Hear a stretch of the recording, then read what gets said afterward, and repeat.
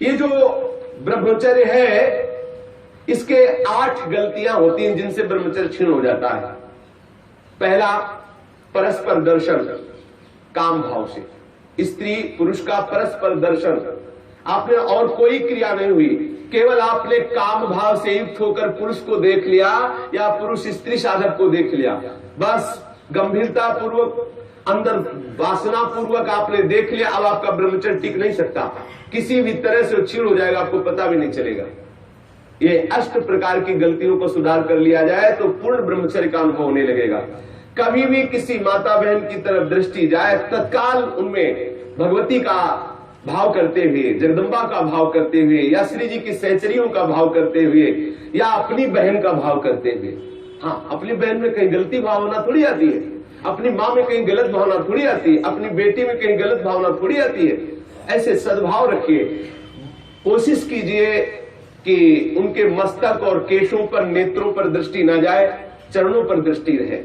जो चाहे आपन कल्याणा, सुजस सुमति शुभगति शुभनाना, सो परनार लीलार गुसाई, तजो चौथ के चंद्र किनाई। जैसे चौथ के चंद्रमा को देखने से कलंक लगता है, लोग बचते हैं, ऐसे ही माता बहनों के नेत्र, मस्तक और केस, इन 3 को देखने के लिए अपनी दृष्टि को बचा लो। नेत्रों में नेत्र न मिलने पावे, उनके ललाट और उनके केस पास पर दृष्टि न जाने पावे, उनके चरणों पर दृष्टि रहे। संभाषण करना हो तो सर नीचा करके ही उनसे संभाषण करो। ये आद्य शक्ति जगदम्बा के अंश स्वरूपा है, ये श्री जी की सहचरी है। ऐसा भाव रखकर उनसे वार्ता करो। ज्यादा देर वार्ता मत करो, ये एकांत में वार्ता मत करो।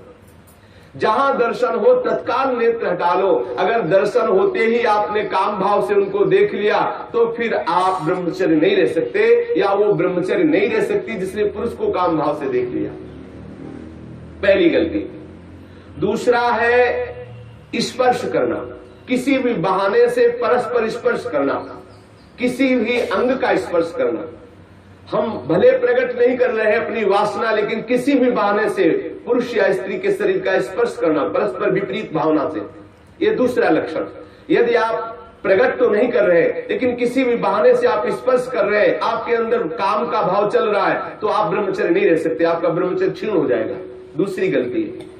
तीसरी गलती, केल विलास क्रीड़ा को देखना। किसी भी जीव के केल विलास क्रीड़ा को देखने से अपने मन में वैसी भावुकता प्रकट हो जाती है और हम ब्रह्मचर्य खो बैठते हैं। चौथी बात, परस्पर बैठ करके एक दूसरे के रूप का गान करना। आप बड़ी सुंदर हो, या आप बड़े सुंदर हो, आपकी बहुत याद आती है, या वो बहुत सुंदर है, वो हमको बहुत चाहती है, वो हमको बहुत चाहते हैं। ऐसी परस्पर में वार्ता करना या एकांत में उसके गुण कीर्तन करने से ब्रह्मचर्य का नाश हो जाता है। पांचों, एकांत में बैठ करके भाषण करना। एकांत में बैठकर कभी भी साधक को ऐसी गलती कभी नहीं करनी, भले वो भागवती उपदेश क्यों न हो। जब आप देख लीजिए कि हमारे चित्त पर पुरुषत्व का अभिमान नष्ट हो गया है, किसी भी स्थिति में हमारे हृदय में भावना नहीं आएगी कि ये भोग्य वस्तु है, तो फिर सच्चिदानंद भगवान की अपार कृपा है कि त्रिभुवन में आपको कोई हिला नहीं सकता। नहीं स्वात्मा रामम विषय मृग तृष्णाम भ्रमयति। ज्ञानी भ्रष्ट हो सकता है लेकिन बोधवान नहीं, भक्त विचलित हो सकता है लेकिन प्रेमी नहीं। जो प्रेम से युक्त हो चुका है, जो बोध संपन्न महापुरुष है, क्योंकि जब सर्वत्र सच्चिदानंद में भगवान श्री कृष्ण दिख रहे तो कौन किसको भ्रष्ट कर सकता है। जब तक स्त्री पुरुष का अहम है तभी तक ऐसी भावना का जो भयावह स्वरूप है उससे बचना चाहिए, तभी तक ऐसी भावना हमारे हृदय में हावी होती है। इसलिए साधक को कभी भी एकांत में, स्त्री शरीर साधक को कभी भी पुरुष शरीर साधक से एकांत में कभी भी भाषण नहीं करना चाहिए। अगर करने का अवसर आए तो मैदान में आ जाना चाहिए, खुले में आ जाना चाहिए, जहां सब लोग आपको देख रहे हो, जिससे आपके हृदय में वो गलती नहीं होने पाएगी। यदि आप ऐसा कर रहे, भले भागवती उपदेश ही कर रहे हैं, तो भी आप ब्रह्मचर्य नहीं रह सकते, ऐसा शास्त्र का आदेश है। एकांत में किसी स्त्री को दूर से देखकर या पुरुष शरीर को देख करके भोग का संकल्प कर लेना, वासना का संकल्प कर लेना, ये ब्रह्मचर्य का नाश कर देने वाला संकल्प होता है। दृढ़ निश्चय कर लेना, संकल्प कर लेना। या विपरीत देह वाले, जैसे पुरुष या स्त्री, विपरीत देह वाले संग में एकांतिक केली कर लेना। ये अष्ट प्रकार के जो ब्रह्मचर्य नष्ट करने वाले भाव है, इनसे पूर्णतया बचा जाए। जो ब्रह्मचर्य रहना चाहे कभी भी कामुक दृष्टि से परस्पर शरीरों को ना देखे, स्त्री शरीर साधक या पुरुष शरीर साधक परस्पर किसी को कामुक दृष्टि से न देखे, कभी बुरी भावना से किसी भी माता बहन का स्पर्श न करे, कभी भी किसी भी तरह से अपने निकट ना आने दे, ना उनके निकट जाए।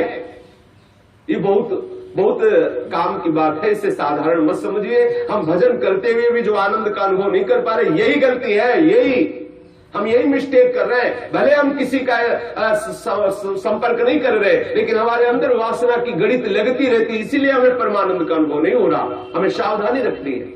देखो, ये ऐसा कोई अपने में ना जाए कि मैं सिद्ध हो गया हूं, मैं जैसा मनमानी आचरण चाहूं कर सकता हूं। भगवान व्यास देव जी ने लिखा है कि बड़े बड़े विद्वान भी इस आकर्षण में अपने आप को ढीला मानते हैं और गिर सकते हैं। इसलिए सावधानी पूर्वक, विद्वानों को भी ये जो आकर्षण है खींच सकता है, इसलिए सावधान रहे। कभी भी ब्रह्मचर्य व्रत धारण करने वाले उपासक को या गृहस्थ धर्म धारण करने वाले गृहस्थी को भी अपनी पत्नी के सिवा कभी और के साथ एकांत में संभाषण नहीं करना चाहिए। किसी को काम भरी दृष्टि से नहीं देखना चाहिए, किसी के काम भाव से स्पर्श नहीं करना चाहिए, किसी को काम भाव से न समीप आने देना चाहिए न समीप जाना चाहिए। कभी किसी को एकांत में परस्पर विरोधी शरीर वाले को, स्त्री पुरुष शरीर वाले को खेलना नहीं चाहिए। कोई भी खेल अकेले में नहीं खेलना चाहिए। कभी भी एकांत में बैठकर मजाक नहीं करना चाहिए, कभी भी एकांत में बैठकर बातचीत नहीं करनी चाहिए।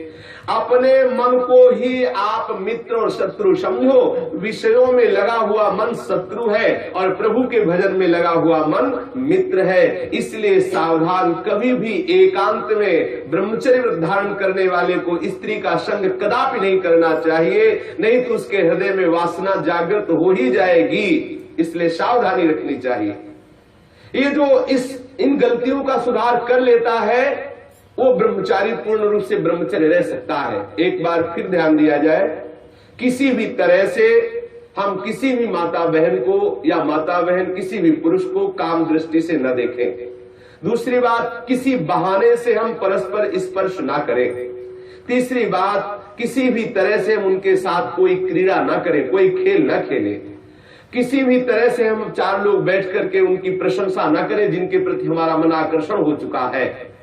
कभी भी हम एकांत में संभाषण न करें, एकांत में संलाप न करें। कभी भी हम विषयों का संकल्प न कर बैठे, विषय भोग का संकल्प न कर बैठे। इस तरह से हम अपनी इन 8 क्रियाओं से निवृत्त रहे। बुरी भावना से देखना, बुरी भावना से स्पर्श करना, बुरी भावना से निकट जाना या निकट आने देना, ये नहीं होना। बुरी भावना के साथ अंदर से भावना बुरा रखते हुए खेल खेलना, मजाक करना, बातचीत करना, इस तरह से अपने मन को हम विषयों से बचा सकते हैं। अगर इन 8 क्रियाओं से बचा ले गए तो हम ब्रह्मचर्य रह सकते हैं।